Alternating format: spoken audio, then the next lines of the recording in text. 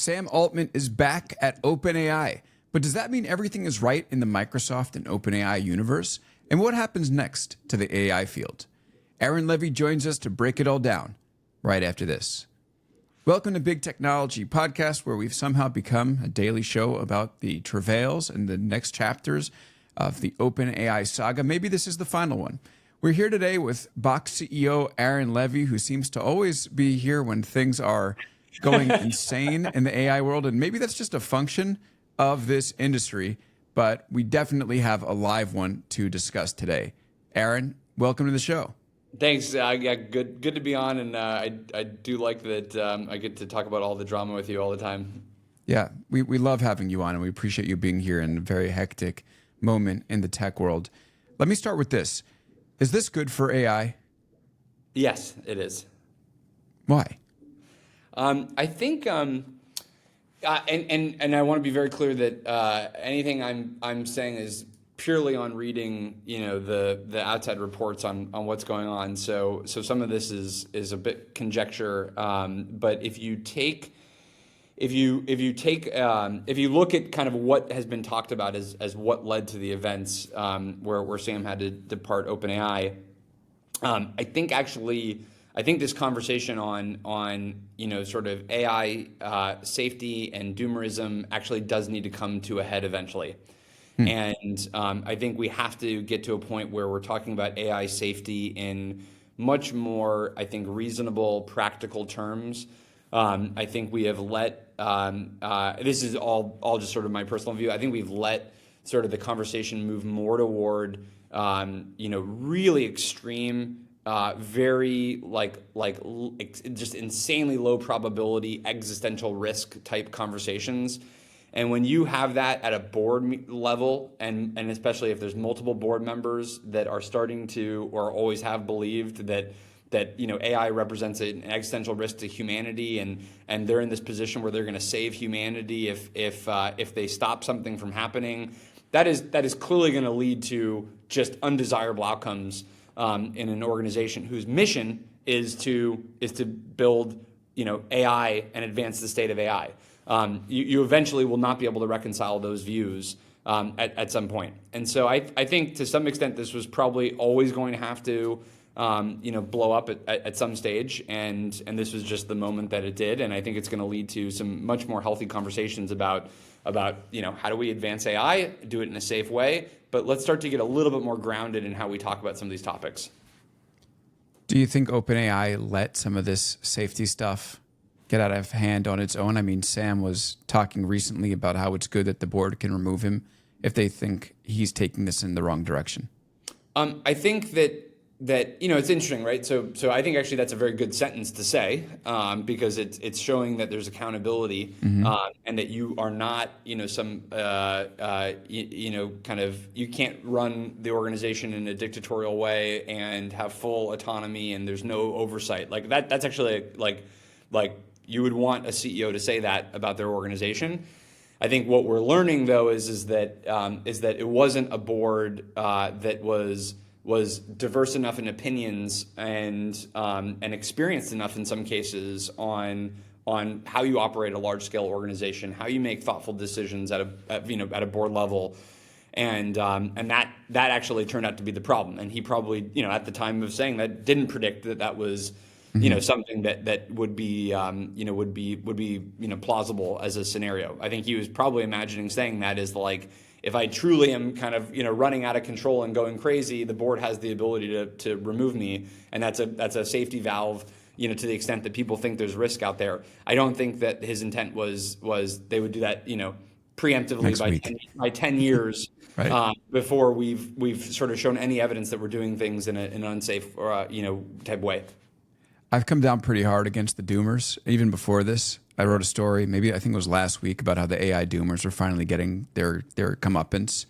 And I did get some feedback that said, I think it was kind of interesting to hear it, that said, basically, like, what if you're discounting something that's serious?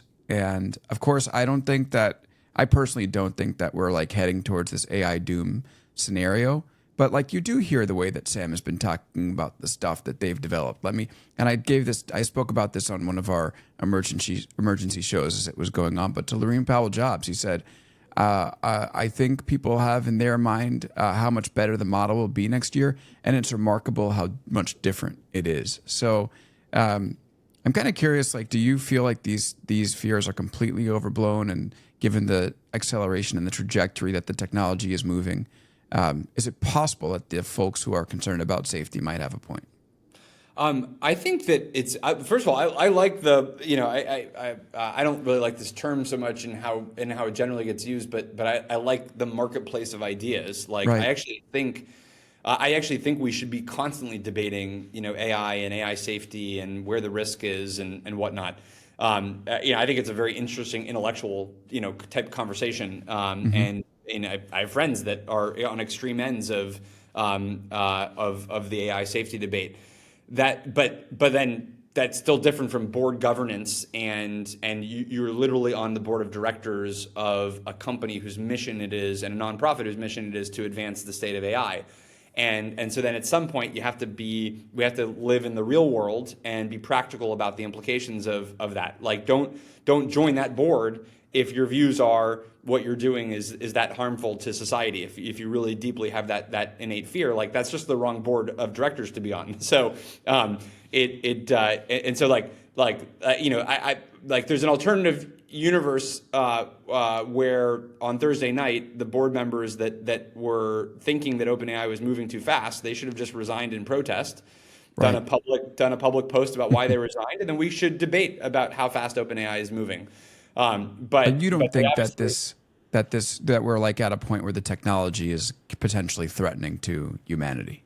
I can't imagine how we get from what we're looking at today to threatening to humanity. And so we're like complete step function, discontinuous breakthroughs away from that.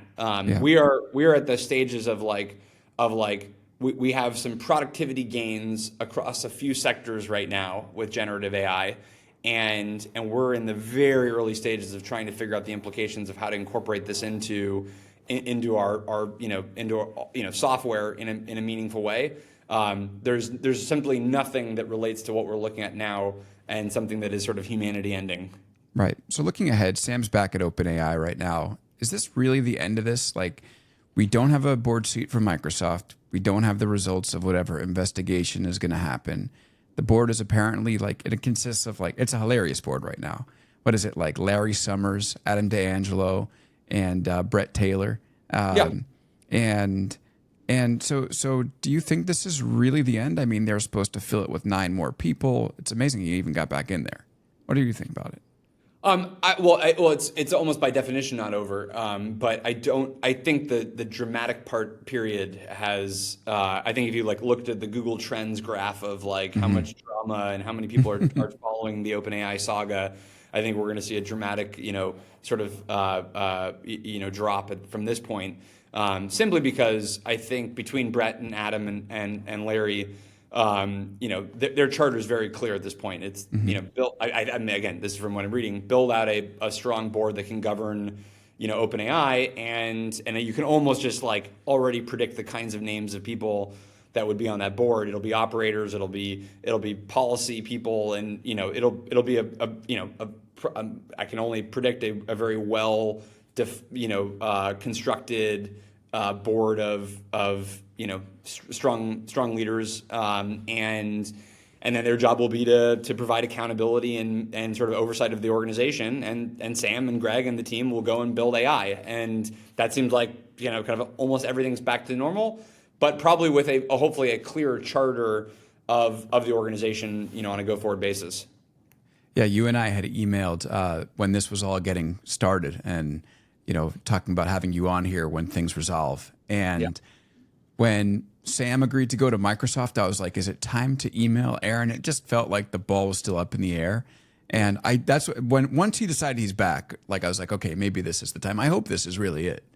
This feels it. I mean, the fact that you have the either forced or voluntary resignation of the board members that appear to be at the center of a lot of this I think we're now entering a new chapter of this, and I think it was very clear in the process the quote unquote leverage that Sam had, where basically the entire organization was willing to go over to Microsoft. So Right. at some point, it becomes kind of semantics, which is like, well, what is OpenAI if there's only 20 people left and a ChatGPT domain? If everything moves over to Microsoft and they can just go replicate the same thing, then you kind of lose all your leverage, because all you've really done is you've gotten rid of a nonprofit organization essentially, and so you don't have a lot of negotiating leverage in that case. So I think we're kind of, now that we've seen all the pieces on the board, I think it becomes pretty a much more boring saga at this point, which is a good thing. So Right. Okay, so I want to spend the bulk of our time together talking about what's next, because Yeah. obviously, like, this is this seismic moment, and there's like a very tidy narrative that a lot of people have wrapped up that it's great news for OpenAI and Microsoft, and I'm questioning that a little bit. Okay. It seems like a lot of people are now kind of evaluating their relationship with OpenAI. Not saying they're leaving, but saying they're like, wow, have I locked my company into the OpenAI API? And like, what can I do to make sure that I am protected in Yep. case something like this happens? What do you think? Yeah. First of all, I think other than a very fast-moving startup where you just don't have any time to have multiple paths that you're investing in, I think most organizations at scale have already imagined a world where they have to have optionality on where their AI comes from. Any CIO we talk to, any CTO of a let's say a SaaS company above a couple $100 million in revenue, and you talk to them about their AI strategy, either they've already done a mix of investments in AI. They're doing something with Llama, they're playing with Anthropic, they've done something with Google, or they've at least been building an architecture that supports that. So I think that that optionality is already existing. But OpenAI has the really important feature, which is they have the most advanced models at the lowest cost per token, and that is a competitive weapon and a competitive advantage that does not seem to be slowing down at this point.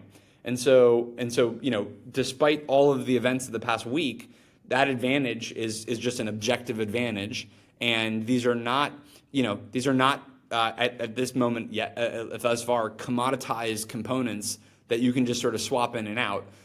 Maybe they will get there in 5 years from now. I actually would prefer that they do, because we always like to be able to have flexibility with our underlying suppliers, but they're not swappable right now. And OpenAI does have the most advanced and the lowest cost per token models from our testing.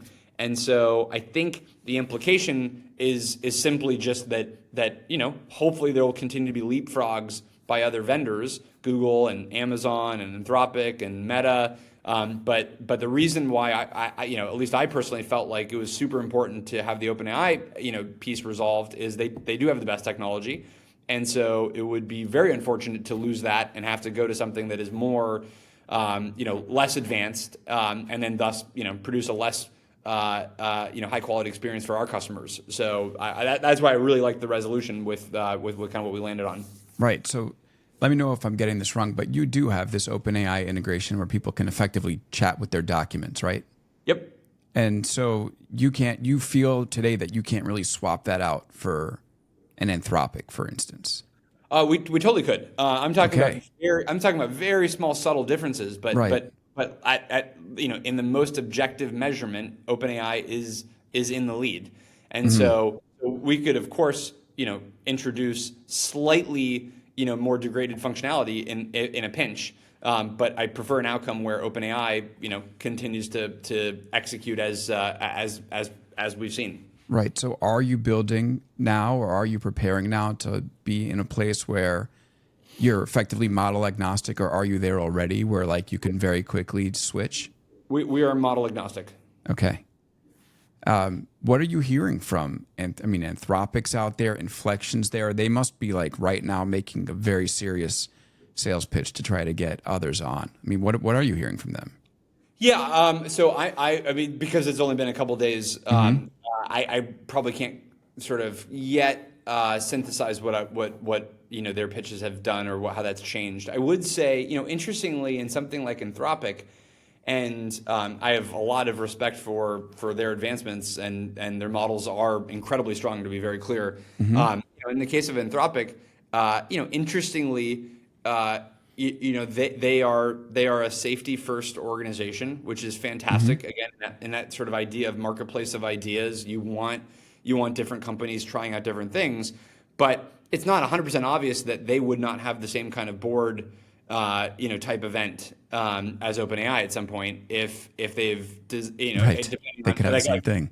Yeah, like for the first time ever, like I actually am like, oh, actually I would want to see your board of directors before telling all of our customers to go rely on your product. Like I didn't realize this was a sort of an area of risk previously, and now it's obviously very, very apparent that it is in this space. Yeah, I do wonder now also, like, it seems to me like a lot of you're already at model agnostic. It seems to me like a lot of startups are going to try to build that way. And it also seems like a lot are going to just go open source. And I had this CEO on LinkedIn drop a comment on a post that I wrote today, and I thought it was very interesting. He said, okay, we have a proprietary AI engine for internal corporate data plus OpenAI for public data. I changed that strategy last week after the fiasco emerged to look at other point solutions in this space, such as Anthropic, which looks okay for now. I've changed and I will not be changing back. I'm disappointed as we put a lot of effort and cost into OpenAI, but you cannot run a solution stack faced with the circus and held ransom every time something goes wrong or people don't agree. It is really bad, and I will not solely rely on OpenAI. It's too risky. Okay, so this person is actually just talking about being model agnostic. Yeah. That you think that's going to be the mentality for others? I think that, again, I think that's a good mentality. There's, again, there's upper limits of what of then how that actually works, because you can be model agnostic, but if one model is literally superior for your use case, then you're still gonna default to the best model, and then really what you're saying is that in a kind of nuclear scenario, you can downgrade to some other model, but that's not like your default path. And that's actually just good business continuity in general. I think even when you're thinking about purely your infrastructure, if one data center zone goes down, you go to another, and that could actually be an entirely different vendor in some cases. So I think AI, will have a similar characteristic as you incorporate AI into your products, but there are going to be subtle differences of then the product experience as you kind of downshift to another AI model. Yeah. Okay. And now I'm going to get to the open source thing. So yeah. I did post this on Substack, my thoughts about the move to model agnosticism. And someone took it one step further, which is that, and they said it this way. They said, if you're a company that fine-tuned OpenAI models for your product, this weekend or this past week may lead you to switch to open source foundation models. Basically, that if you needed any level of customizability, you may kind of say, well, screw it. Like, we're not going to risk any company with any board, kind of like what you pointed out. Yeah. We're going to go open source. We're going to, tune the model that works for us. And that indicates that there'll be a rise of open source development. What do you think? That actually, so open source is the best antidote to and the best counterbalance to any kind of private provided technology. So I'm in general always a favor of open source. I think what we've seen from open source is still not as advanced as some of the proprietary services, but this event is just one of like an infinite set of reminders of why it's always more ideal if you can control your technology. Nothing can ever be ripped out from under you under any circumstance. Kind of with some asterisks. And so I would always, if I always had the choice of the same technology, closed or open source, I will always choose open source. Today, that is not yet a choice that is realistic, just because, again, where the state of the models are. And that's where you kind of get into the talent question, right? OpenAI had always been able to attract these top flight researchers because it had this dual promise of pursue AGI, but do it like in a way that you could feel safe with. consciously because of this special board.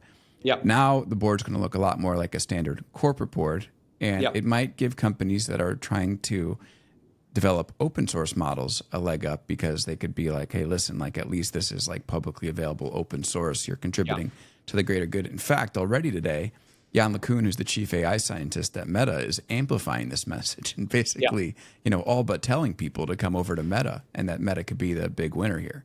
What's your perspective? Yeah. So I think, I think in the history of software and technology, we always have some yin and yang of a great proprietary platform, and then somebody who counter positions that with an open platform. And we had it with Android and iPhone. We've had it with Linux and Windows and other platforms. We have it in Oracle versus MySQL. We've had it in buying kind of proprietary infrastructure, and then Facebook's open data center design effort. So there's almost inevitably always a closed versus open source battle in technology, and at each kind of product category or class of product, there's sometimes a different winner. So in my personal life, I use mostly Apple products, because that vertical integration that they provide means that you usually have better security or better user experience. But in our data center design, we almost always want open source infrastructure services, because of our ability to control that, control upgrades, get the power of the community developing on it. And so I AI is one of these technologies, which is, how much does it benefit from the vertical integration? That's an open question. How much does it benefit from the pure kind of scale and flywheel effect of the company that gets strongest can spend the most on GPUs, which can train the biggest models, which can then have the better AI, which then gets more revenue, and then that becomes a flywheel. Right now, Facebook is sort of doing this. They're somewhat subsidizing the whole effort without kind of like obvious monetization. Whereas when Google did this with Android, they were going to monetize it through effectively search and advertising. And so I mean, I love that Meta is investing so much in open source AI. They obviously benefited from probably their ad algorithms or whatnot, but like it's probably hard for them still to compete with OpenAI on some dimensions, because OpenAI has a tremendous amount of focus. They have a tremendous amount of resources to attack this problem, and clearly they have some of the best talent in the world working on it. But I think, again, if you look at this in 10 years from now or 20 years from now, you'd almost always believe that open source would be able to catch up, just because we've seen that in almost every other era of technology. But there could also be some idiosyncrasies about this where the commercial version is able to always sort of stay ahead for some set of reasons. And so I would just say, like, this one is like too confusing to predict at this point. Where's Google in all this? I mean, we keep hearing about this Gemini model. It's nowhere to be seen. Yeah, so Google is, Google I would normally think of as in the it's actually interesting, because Google usually will do the counter strategy to whatever the incumbent strategy is. That's sort of their typical path of disruption. So in theory they should be the Meta of this situation, doing the open source. But they obviously haven't pursued that path. So, which kind of leaves them, somewhere in between these approaches, and I think we're all, equally waiting on the Gemini launch, and we'll just see kind of what that looks like and where it's at. Sam Altman's sort of made the rounds in Washington and around the world, and been a very effective lobbyist for the regulation and the safeguards that he wants, because he's had this company at his back that's been this nonprofit AI safety focused company. Can he still do that under a new structure? I mean, he's going to lose some of the sheen and credibility, you'd imagine, that he brought beforehand. Well, first of all, I don't know that they've changed the nonprofit element. Do you know if that's the case? Well, the corporate structure isn't going to be different, but like we all know that it's going to be very different, a very different board. Yeah. In terms of the people on there. And like the Microsoft Association. That's not, you said, no more surprises. Yes. I guess I never, I mean, I don't know how, like, policy engines think, but like I never saw Yeah. I never saw that their board was the reason why I could trust that organization. Right. I trusted them more because they have a working product with leaders Mm-hmm. that I generally understand their motivations. They have the most advanced technology. They have the best researchers. Um, and so as a result of this change, I would say, I would actually say, if anything, Sam's whole sort of commentary is probably even more credible because we've They did clearly fire him. they did fire him. So like he Yeah. clearly he works Mm-hmm. at at Yeah. the mercy of the board. But I would probably trust the decisions to fire him much more with a much more stable, organized, thoughtful board of directors. Do you know what the story is behind this war between effective altruists and these accelerationists or effective accelerationists? For the life of me, Aaron, I'm trying to piece it together. It's bananas. I think I understand it. What's your take? I don't know. I mean, so here, I'll just give my understanding. I think there are these, these effective altruists which tend to want to be very cautious about the development of AI, and then the accelerationists who are like build it as fast as possible. Like it's basically like, the OpenAI board of last week against Mark Andreessen's techno-optimist manifesto. Is that right? Like, and how big of a factor are these factions within Silicon Valley?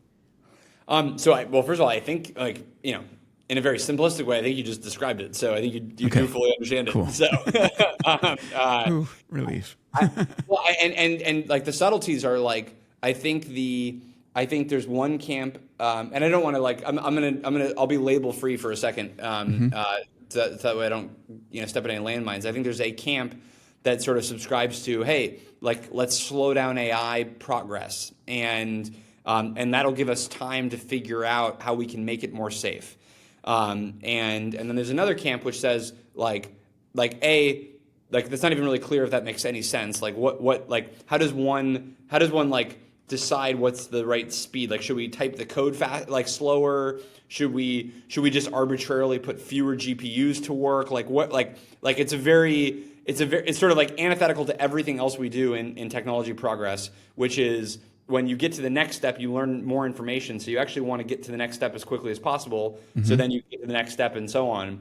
So then that other camp is sort of like, well, actually, AI is actually a good thing for society. So let's actually accelerate as much as we can to be able to get there. And oh, by the way, along the way, we'll learn what's not safe or what's not working, and the ecosystem will continue as we always have in the past. Many decades of technology. We'll continue to build the right safeguards as we go along. But oh, by the way, like we don't need to be fearful for our AI future. So that's also why we can just have this underlying sort of rate of acceleration. And that's how I generally view the two camps. And I think that it's interesting. I actually probably a week ago, I would have sort of said, hey, yeah, these are like academic conversations that like talk about at dinner, and these are just the intellectual fun debates of Silicon Valley.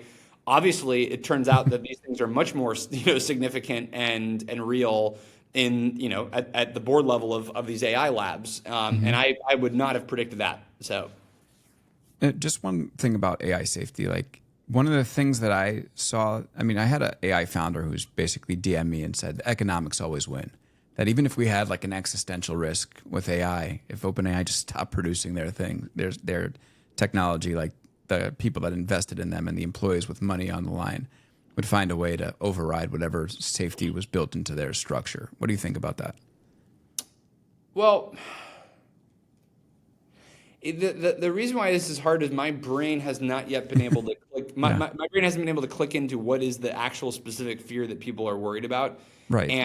And then why that fear, if that fear even gets remotely true, we're not even like talking about like capitalism level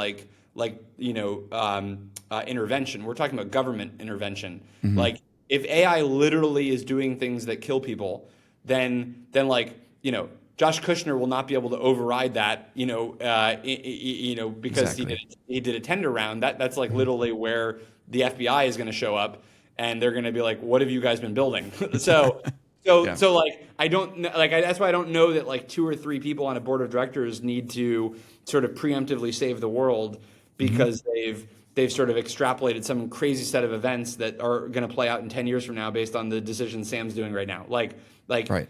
if it gets that far, which for everything I'm looking at, I don't see how it does. But if it does get that far, then that's like, this is just like above your pay grade. Like this is a different level type crisis and problem that we're dealing with.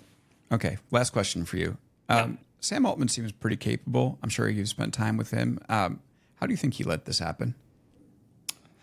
I think so. He's insanely capable and incredibly competent, and obviously an incredible entrepreneur. I think that I think like other board drama that we've seen in history, I think I think sometimes you can maybe misunderstand or get out of step with, or not totally see some of the, have some blind spots of where board members have kind of evolved to.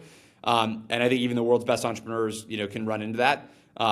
So I don't, I would just say that, I would say this can happen to the literal, best, operators on the planet. Yeah. Aaron Levie, thanks so much for making time. I always learn so much from you from our conversations. Great having you on. Good chatting. See you, man. Awesome. Take care. Thanks, everybody, for listening. We'll be back on Friday with another show breaking down the news. Until then, we'll see you next time. And thanks for listening. We'll see you on Friday on Big Technology Podcast. All right. Thank you.